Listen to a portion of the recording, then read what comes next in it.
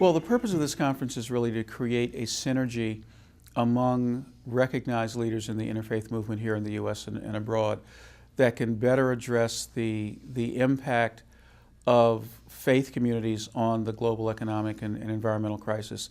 But another big part of what we want to do here is to create the miracle that happens when people who are aligned in purpose but don't necessarily know each other have an opportunity to be in relationship with each other, meet each other, share notes, and certainly within a framework of the critical need, the urgency of now as it relates to the global environmental crisis and the global economic crisis, to really begin to come together and begin to use the influence of interfaith leadership as a way to positively impact the solution of these things. I wasn't around in 1960 when the temple had its inception, but I do really think that the genesis of it was something that came out of a real global concern to get the religions of the world sitting down, talking with each other, being informed by each other, learning from each other, erasing and overcoming some of the barriers of antagonism that have traditionally separated faith communities, so that people who were Buddhist and Muslim, for example, or who were Shinto and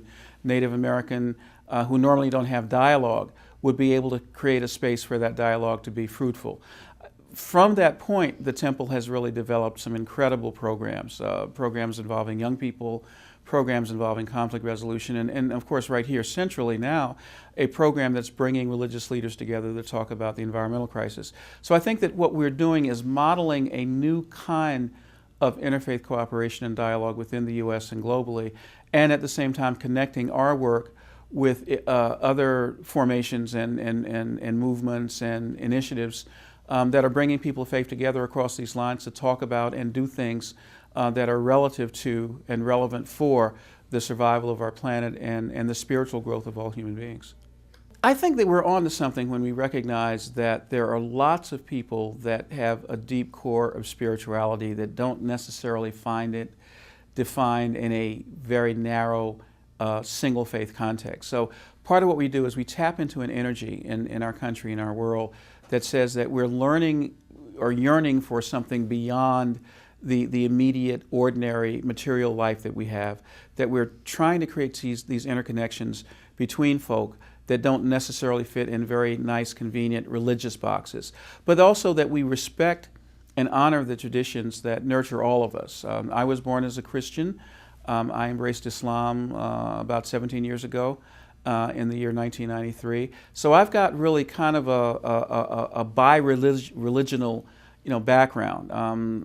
My friends are Christian and Muslim. My associations are with people of all different religions and all different faiths.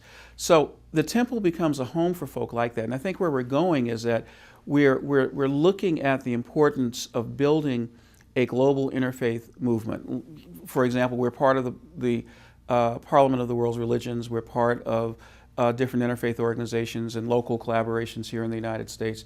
And we see that as being really a face of the future of religion and faith. Not that we stop practicing our individual faith or ethical traditions, but that we see beyond those limitations and begin to build some bridges with other people around us.